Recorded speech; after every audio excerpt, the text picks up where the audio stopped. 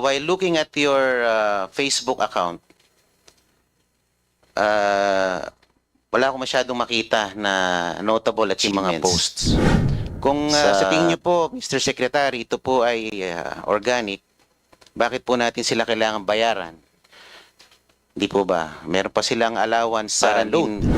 Siguro, napansin ko rin kasi si Yusek Claire Castro, pag siya po ay nagsasalita, lagi siyang on the defensive ating gobyerno. So, sana naman po, bukas o mamaya, wala akong matanggap na PCO-sponsored attack. Dahil inaasahan ko na to. Kaya lang, mag-iingat lang po ang mga kinaukulan dahil baka kayo ay liable din sa cyber libel. So pag-aralan nyo rin po.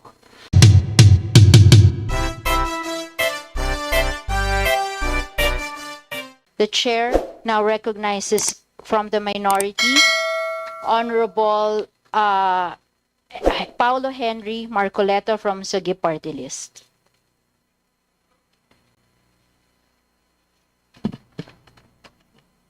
Thank you, Madam Chair.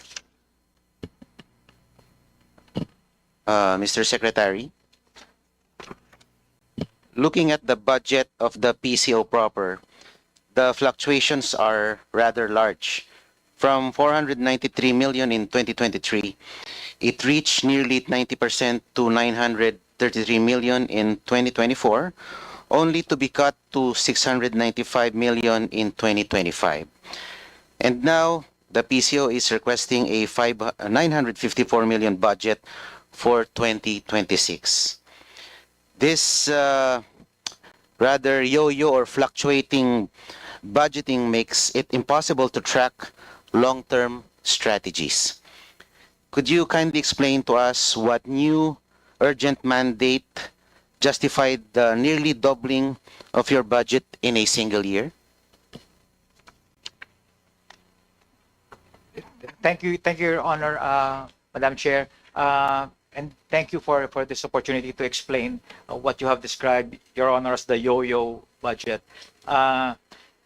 I was informed that the budget in 2024 was significantly reduced because of the low utilization rate in 2024. Unfortunately, the budget went down after that, but based on the 2025 budget, what we are proposing right now for 2026 is really more aligned to the 2024 level and consistent with the programs that we have initiated in 2024. Plus, not to mention the fact that we are looking at a very important year for this administration next year. We are about to host the ASEAN next year, and this will require a lot of communications support from our agency and our attached agencies, and just restoring it to about the level of 2024 will enable us to cope with the responsibilities and the tasks ahead of us in 2026. Just a follow-up question. The bulk of the increase was in PCO's maintenance and other operating expenses, which grew to 689 million. Meanwhile, PCO's 2026 performance targets for 2026, such as disseminating 3,350 new news releases, are identical to PCO's 2024 targets, despite requesting an even higher operations budget. How can PCO justify a higher budget when PCO's own targets remain stagnant? Is the PCO simply asking for more money to do the same amount of work? Thank you, Your Honor. Again, thank you for allowing us to clarify that point. We are already we've made representations already with the DBM to revise this target to accurately reflect the levels as stated in the MOE.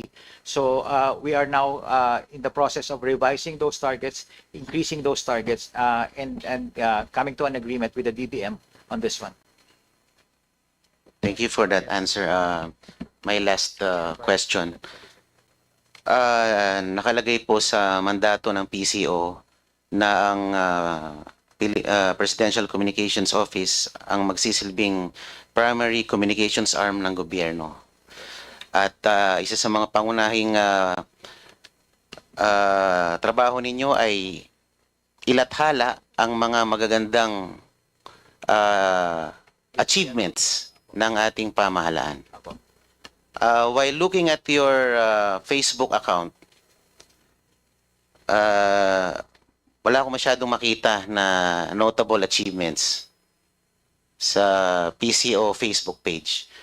Ang nakikita ko lang recently, yung mga inspection ng ating Pangulo sa mga faulty flood control projects.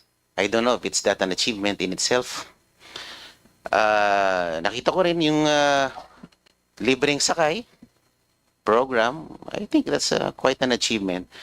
Pero wala akong makitang malakihan o noteworthy or notable flagship project ng ating sa ngayon. Wala akong makita. And meron din kasi akong kakilala sa PCSO. Hindi naman ganun kakilala pero nakakapagkwento rin siya. Sabi niya, we hire reactors. Ang trabaho ng reactors, 100 or 200 or so reactors. Ang trabaho po nila ay magbigay ng positive reaction sa mga post ninyo, magbigay ng positibong comment sa mga posts. Yun po ang trabaho. Aside from maintaining around 76 vloggers. Is that correct? Your Honor, if I may clarify, you mentioned PCSO or PCO? PCO, I'm sorry. PCO. Meron daw kayong minimaintain na 200 reactors and 76 or so vloggers. To that point, Your Honor, we don't maintain reactors and vloggers. We have organic supporters of the president who comments on our posts, but we don't retain any of those bloggers or reactors, as you may put it. Those are organic, real people commenting on our posts, commending the activities, the programs of the president, and they are by no means employed by us. Yeah. Taliwas po ang aking impormasyon na natanggap. Ito po ay binabayaran itong mga reactors natin ng 7,000 a month para magbigay ng magandang komento at magbigay ng magandang react, siguro heart or like, para po maganda ang traction ng ating mga posts. Kung sa tingin niyo po, Mr. Secretary, ito po ay organic, bakit po natin sila kailangan bayaran? Di po ba? Meron pa silang allowance sa load. Bukod po sa kanilang sweldo. Opo, with all due respect, Your Honor, hindi po namin sila binabayaran, and we can check that in the line item po of our budget. Wala po kaming binabayaran na gano'n. As I said, and I will reiterate, these are organic, real people who supports the president and comments positively on the activities and programs of the president on our official channels, official platforms in social media. So wala po yun sa line item ng budget namin, Your Honor. Kung wala po kayong binabayaran, ano po ang komposisyon ng mga job orders po at COSs na binabayaran nyo that comprises most of the personnel services? Yes, Your Honor. For the JOs and the COS, their roles and responsibilities are clearly defined in the contracts that they signed, and we will be more than honored to furnish the committee with the JOs and the COS contracts if required, Your Honor. Ma'am, how much time am I given left?